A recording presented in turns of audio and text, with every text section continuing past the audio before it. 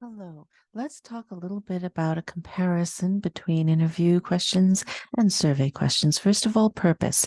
Interview questions are often used for in-depth understanding and exploration of a topic. They can provide qualitative data and uncover underlying motivations, beliefs, or opinions, while survey questions are usually designed to gather quantitative data from a large group.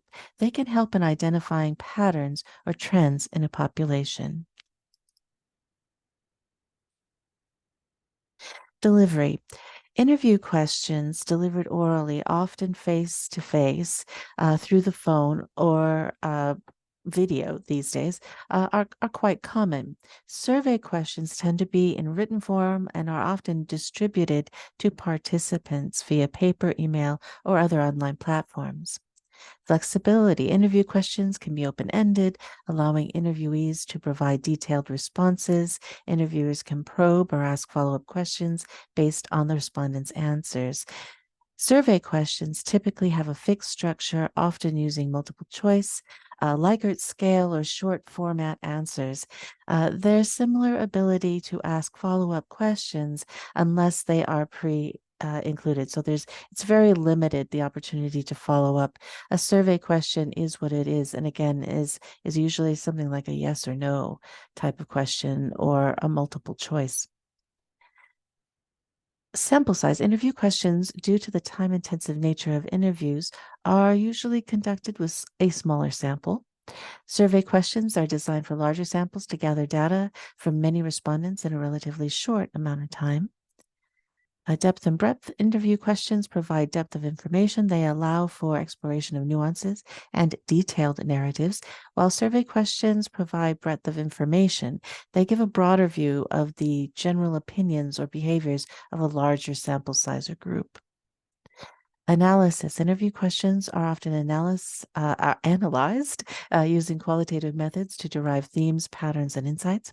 Survey questions typically analyzed or are typically are analyzed due to qualitative or quantitative measures and methods, producing statistics, charts, and graphs. Time cost. Interview questions can be more time consuming and costly due to the need for skilled interviews, transcription, and in depth analysis.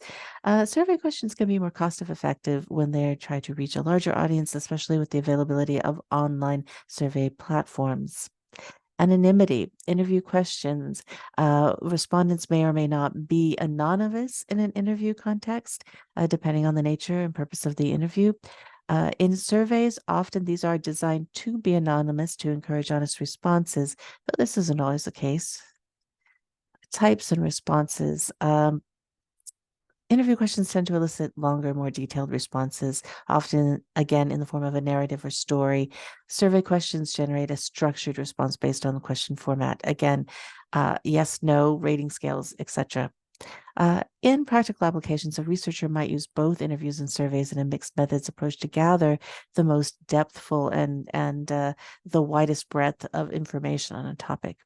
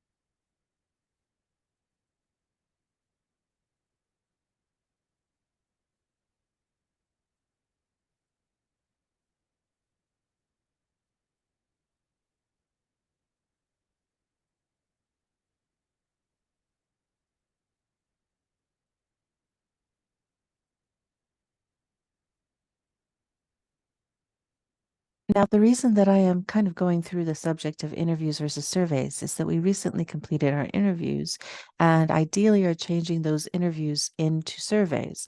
So we have a cover page This is my example that I've been sharing with everyone. We have the cover page. I've got an abstract already. And keep in mind, looking at this, when we look at this, the abstract is about 150 to 250 words in length. It's a short discussion of what's happening in the report. The keyword search terms, human AI interaction, observational research, etc. You'll note, though, I have this in kind of a sentence format. I do not have it in a list. If you've got your keywords in a list, then that's not the way to go. That's not the structure, at least not for APA 7. And I'm requiring students kind of go in keeping with an APA 7 generally, although obviously this isn't entirely so. You can be a bit creative. I've changed how the pages are, but your citation style in any case needs to be consistent. And if you prefer MLA, that's fine. Try to let me know in advance, though, that you're going to be doing that. Here is our structure. I've got my research problem stated, my definition of terms. We did that earlier this term. At this point, we have worked our way through our background literature review draft, which I have an example of, including references which go on their own page. And again, I chose to use essentially a APA 7 style with that. We have our interview instrument. Last week, we talked about the interview instrument for the last 2 weeks, really. And we had my discussion. So interview questions, how would you describe yourself to someone unfamiliar with AI, for example, and what are the primary functions and capabilities you possess? So I was imagining I was interviewing Sophia and I have a whole list of questions.